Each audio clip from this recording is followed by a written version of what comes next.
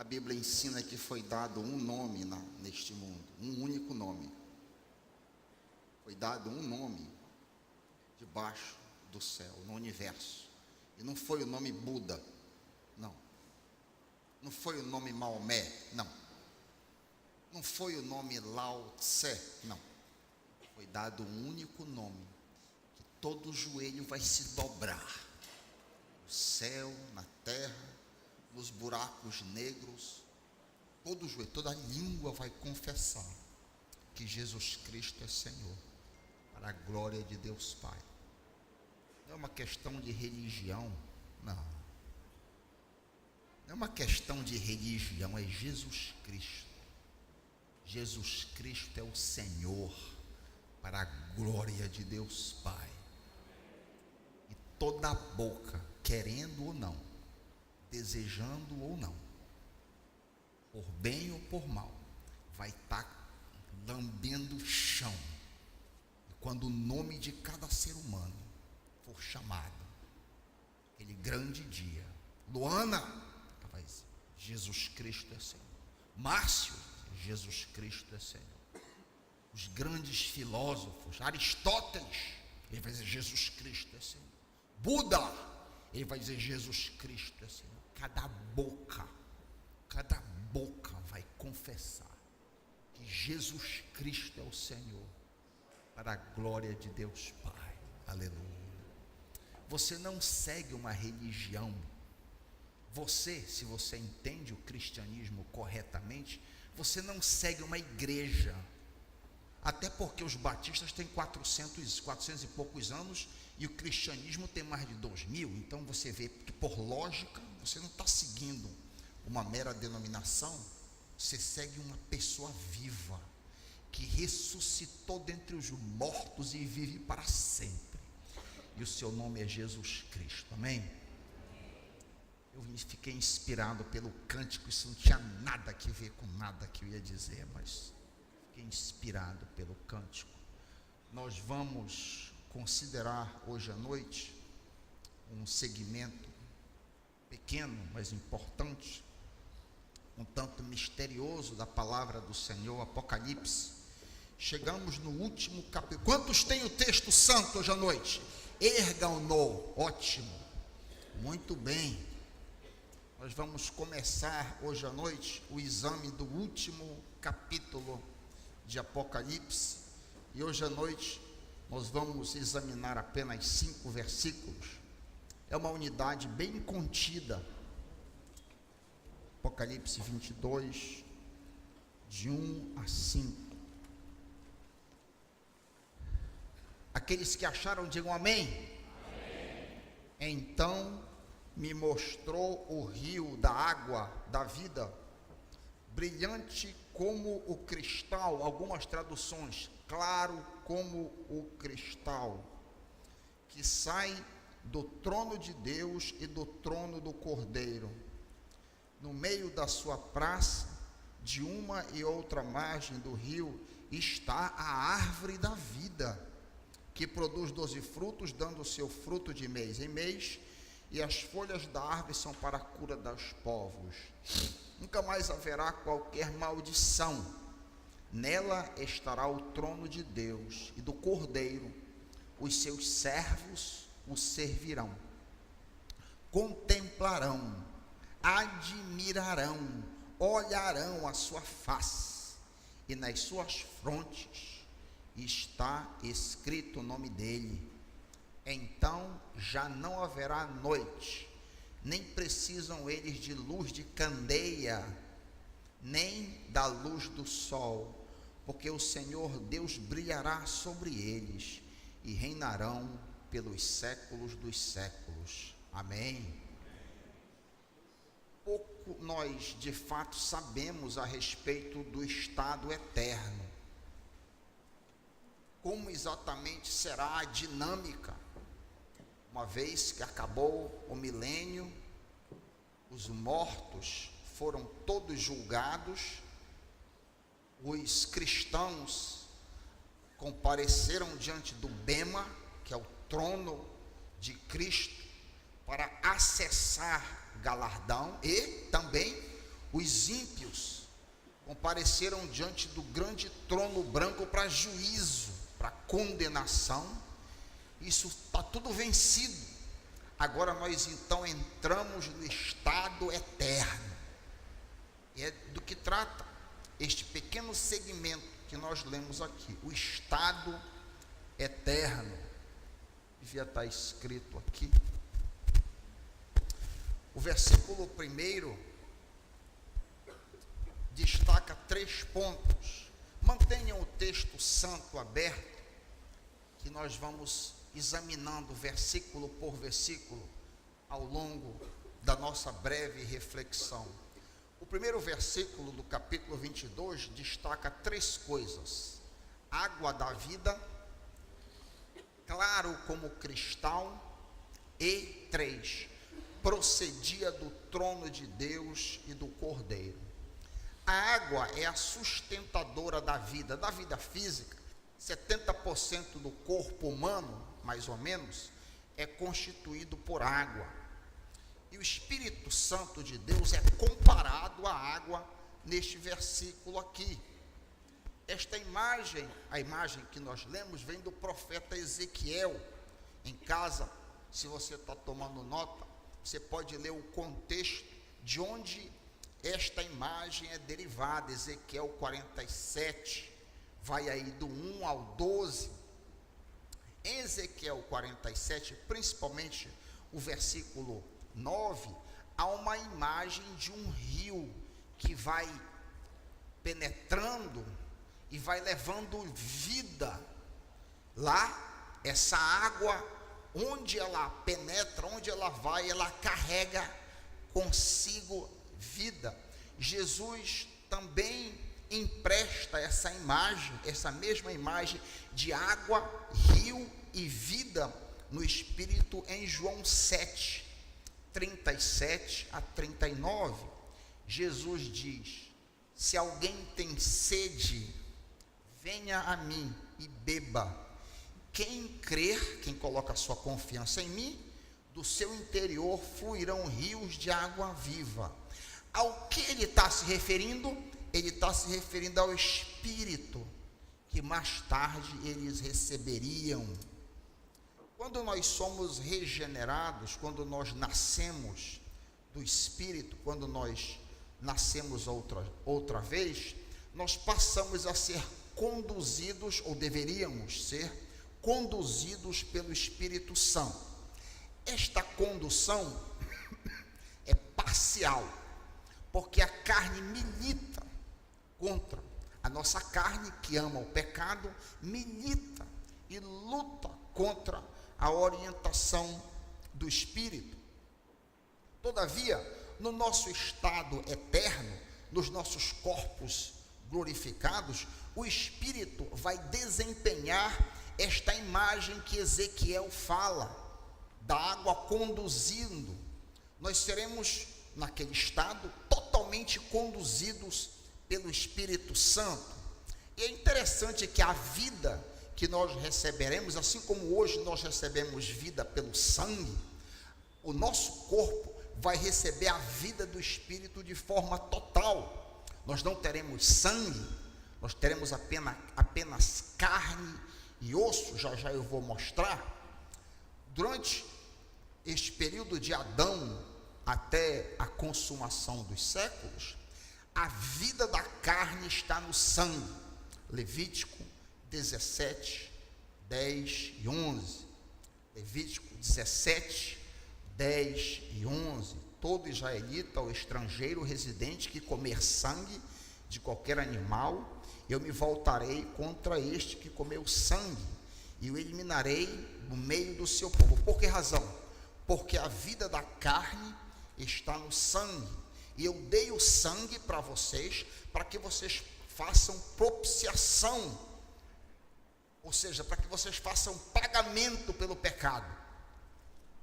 O sangue que circula em nós representa a nossa vida, e ele nos dá vida. O nosso corpo novo, no nosso estado eterno, corpo glorificado, então ele não terá esse elemento.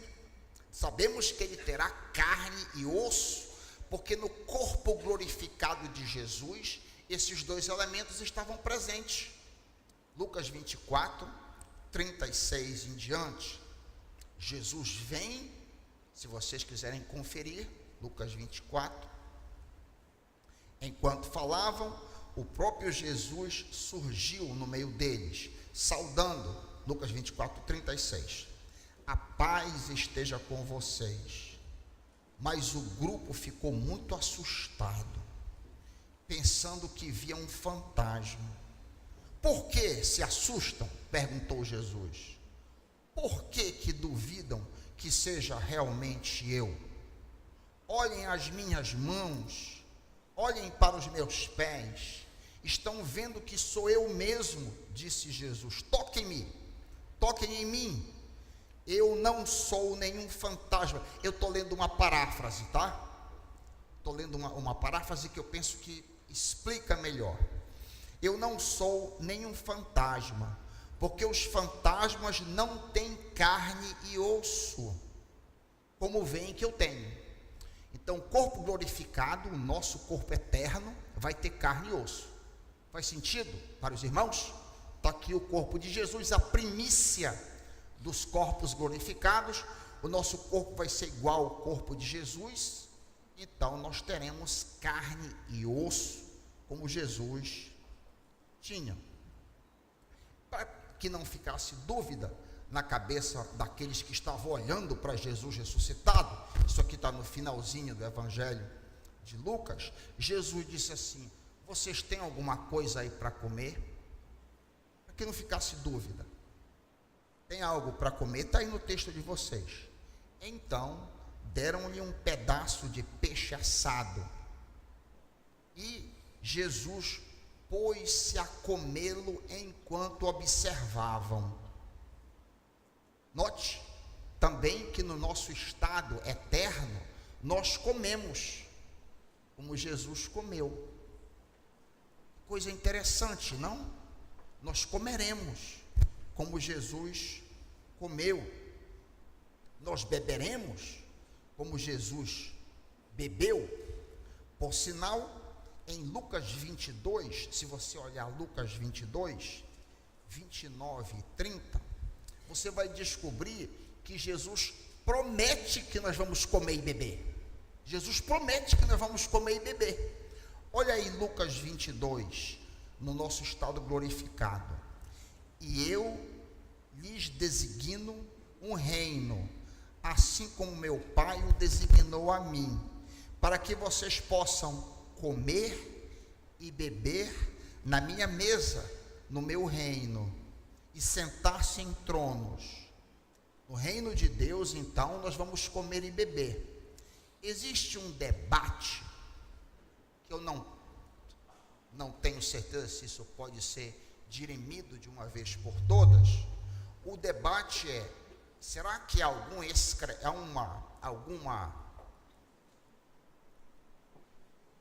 algum tipo de secreção que é derivada daí? Eu imagino que não. Eu imagino que tudo que é comido é absorvido. Eu imagino. Aí os teólogos então debatem se haverá algum tipo de dejeto. Eu não creio, porque o corpo vai ser perfeito. Mas o que a Bíblia afirma categoricamente é que nós comeremos e beberemos. Por sinal, há várias imagens no Apocalipse do banquete do Cordeiro. Grandes banquetes que nós vamos nos alegrar diante do Cordeiro para sempre. Todos aqueles que têm fome, e agora metaforicamente falando, todos aqueles que têm fome e sede por santidade serão saciados. Mateus 5, 6.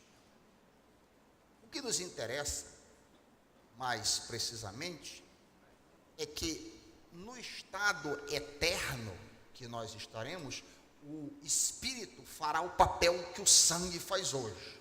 No corpo ressuscitado e glorificado, nós seremos totalmente conduzidos pelo Espírito Santo de Deus. É interessante que eu tenho algumas imagens Meu pai não era teólogo, mas era um curioso e gostava muito de filosofia, naturalmente. E ele sempre dizia, meu filho, eu acho que no estado eterno, da mesma maneira como o meu corpo leva a minha mente, isso aqui é uma suposição, tá, meus irmãos? Que não tem, mas é uma boa suposição. Ele dizia o seguinte: da mesma forma como hoje o meu corpo carrega a minha mente, porque eu posso me lembrar lá de casa, do quarto, eu posso mentalmente, mas para que eu esteja lá, esse corpo tem que levar a minha mente. Mas ele dizia, eu acho que no nosso estado eterno, eu penso e a minha mente leva o meu corpo. Eu não vou precisar arrastar esse corpo, como hoje eu tenho que entrar no carro, eu tenho que me dirigir até lá, carregando o corpo. Mas no estado eterno, eu pensei, eu estou lá, eu estou lá, eu estou acolá. Onde eu visualizar, eu estarei presente. É interessante, né, que Jesus fez isso. Jesus surgiu no meio deles, desapareceu no meio deles. Por exemplo, em Emaús, Jesus estava com ele, quando Jesus parte o pão, que eles reconhecem que num piscar de olhos Jesus desaparece do meio deles. É o nosso estado eterno. O versículo 1 de Apocalipse 22 também fala sobre claro como cristal. Claro como cristal. Isso é uma ênfase em pureza que aparece muito neste livro. Pureza, transparência. Nós precisamos todos crescer em santidade, porque sem santidade, sem pureza, nenhum de nós verá a Deus. Mister, então, que sejamos claros e transparentes. E o terceiro ponto que destaca o versículo 1, que chama a atenção, é que o rio, olha aí no texto de vocês, procedem do trono de Deus e do Cordeiro. A lição que a gente pode tirar daqui, a metáfora, é que o poder do Espírito Santo só opera aonde o Pai e o Filho estão entronizados. O Espírito Santo, a água da vida, o poder, ele só opera, ele só age onde Deus Pai é Senhor. Vem do trono de Deus e do Cordeiro. Deus e Jesus estão entronizados na tua vida? Isso é uma pergunta prática. Senhor Jesus é Senhor da tua vida? Aqui diz que o que vai vir do Espírito vem do trono. Há uma imagem aqui muito forte, que se aplica para agora. Jesus tem que estar entronizado na minha vida agora, para que eu participe desta vida abundante, da vida do Espírito. Você já submeteu-se a Jesus?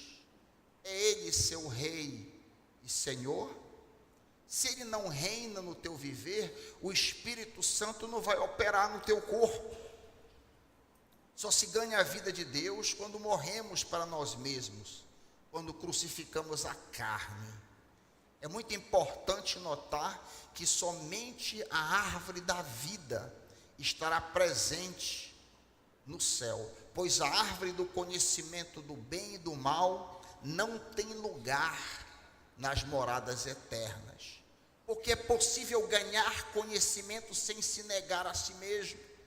Por sinal, muito crente tem uma preocupação enorme em aprender doutrina, nada contra, mas não se nega a si mesmo. O mais importante não é aprender doutrina, meus irmãos, embora isso tenha grande valor, mas há grandes teólogos que estão com a cabeça cheia de doutrina, cheia da árvore do conhecimento do bem e do mal, e são uma nulidade. Por outro lado, há crentes humildes que pouco conhecem de doutrina, mas que têm a vida rendida aos pés do Senhor, que comem da árvore da vida. e é o que mais importa, é o que mais interessa. Versículo 2: no meio da sua praça e de ambos os lados do rio estava a árvore da vida. A oportunidade que Adão perdeu de comer da árvore da vida estará restaurada. Há uma grande similaridade entre Gênesis 2 e Apocalipse 22. A árvore da vida aqui simboliza a vida do próprio Deus. A vida de Deus, ou a sua natureza, é eterna.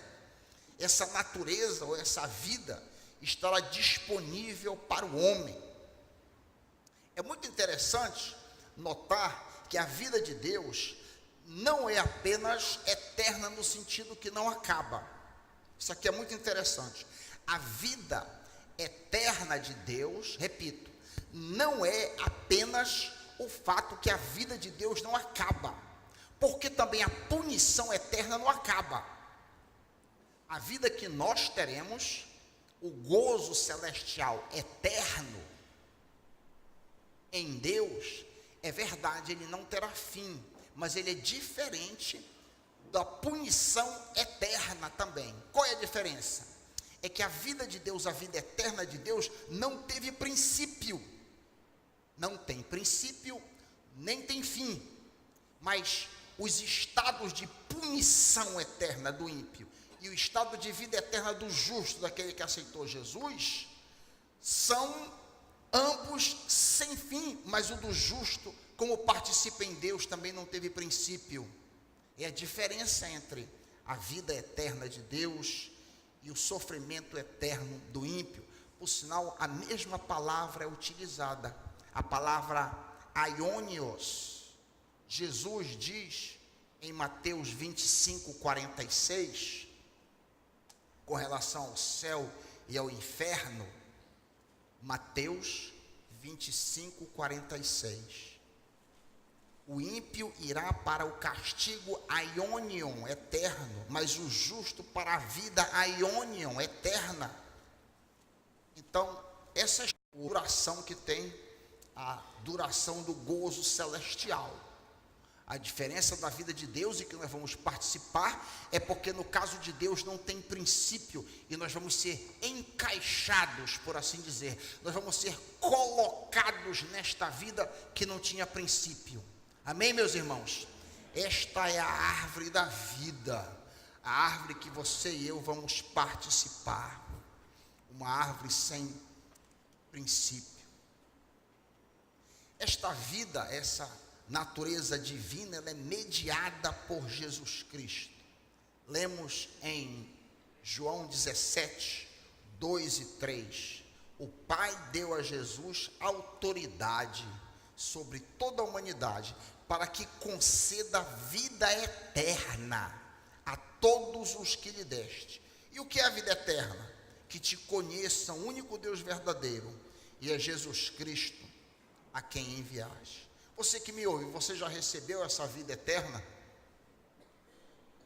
Religião não pode dar vida, só Jesus pode dar vida. Você já recebeu Jesus Cristo? Você foi regenerado? Você já foi regenerado? Pastor Raik, como que eu posso saber? Isso aqui também está fora aqui do meu. Mas existe algum tipo de litmus teste para eu saber se eu fui ou não regenerado? Sim. Você deseja ser santo? Veja bem o que eu estou dizendo. Eu não estou dizendo que você é perfeito, mas está no teu coração. Tu tens um desejo de melhorar. Tu sentes um desejo de ser mais fiel. Tu te entristeces com o teu pecado? Tu te incomodas quando tu pecas? Ou a marca do homem regenerado, que recebeu vida de Deus, é que ele fica muito incomodado quando ele peca. É a marca sine qua non. E ele tem um desejo profundo de sair do pecado. Pode ser que ele não consiga, é outra coisa. É outra coisa. Pode ser que ele não tenha forças, muitas vezes, mas jaz no coração de toda mulher de Deus, de todo homem de Deus, um desejo profundo por ser igual a Jesus, por ser melhor, por não ofender o papaizinho que me ama e mandou Jesus para me salvar. Aí você pode saber qual é a sua situação. Se você ama Jesus e odeia o pecado, você recebeu vida. Essa vida será dada de forma abundante para você da árvore da vida. Versículo 3, Apocalipse 22, 3. Ali não haverá mais maldição.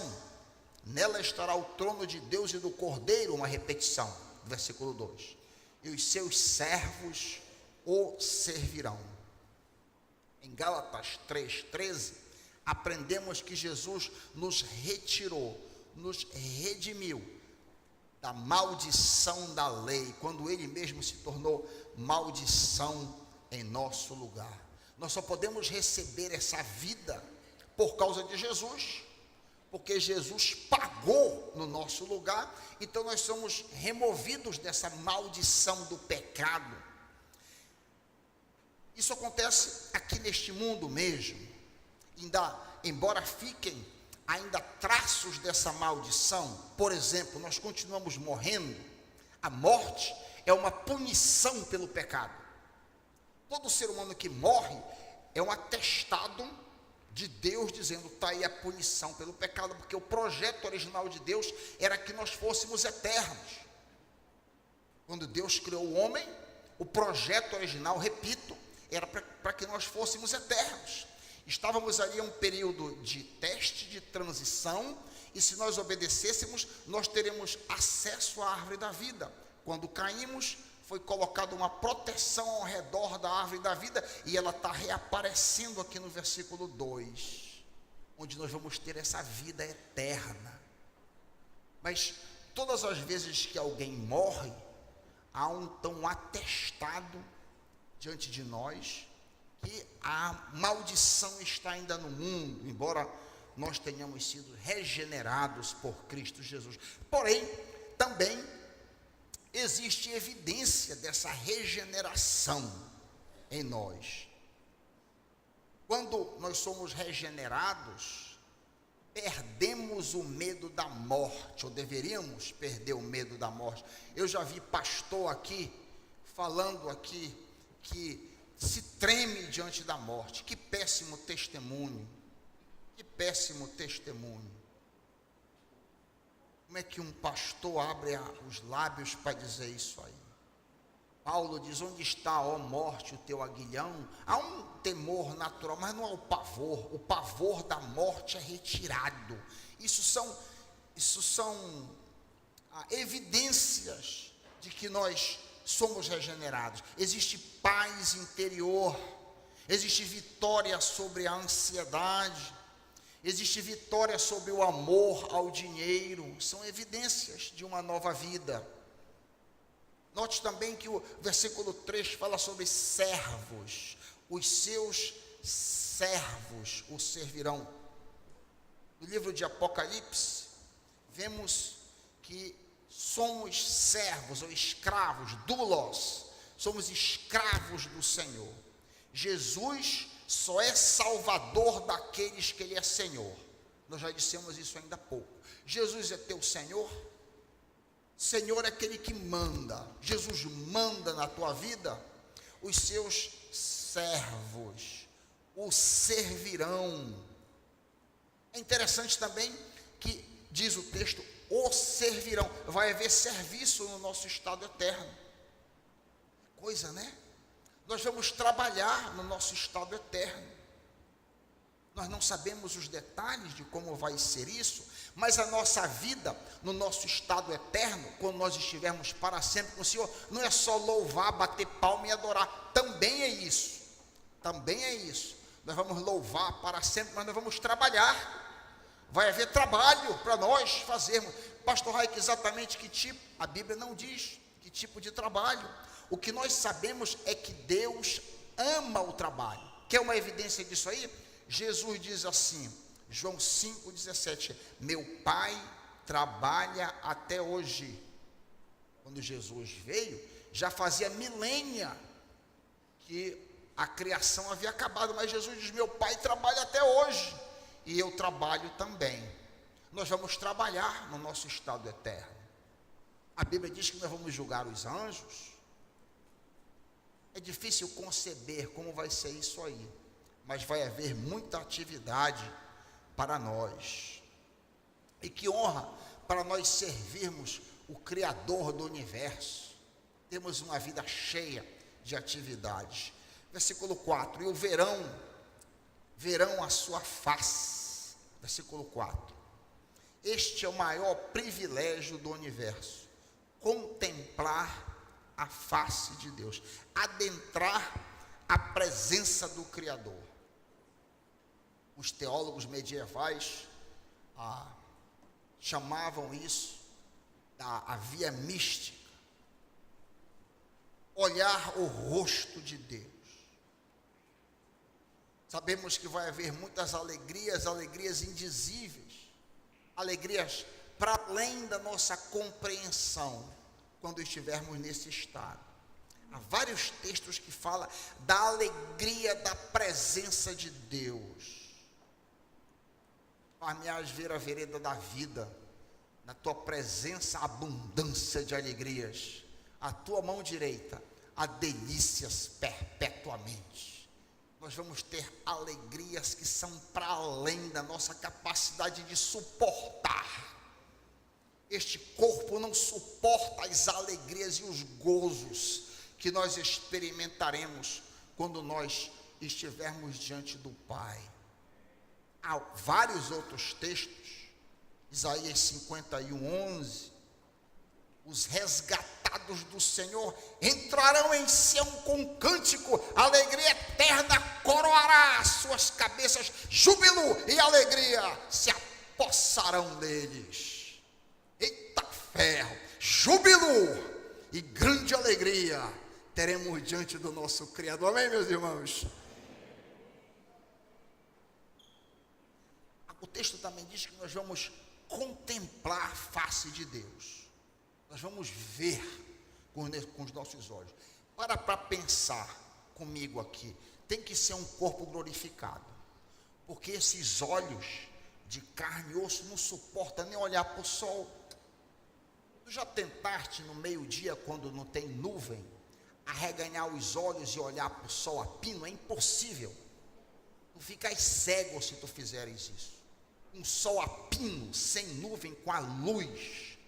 O sol, olha aqui, alô, o sol é uma criatura. O sol, essa bola é uma criatura. Imagina a luz de Deus. Isso a retina não suporta. Nós não temos aparato para suportar o resplendor mais absurdo que se possa imaginar.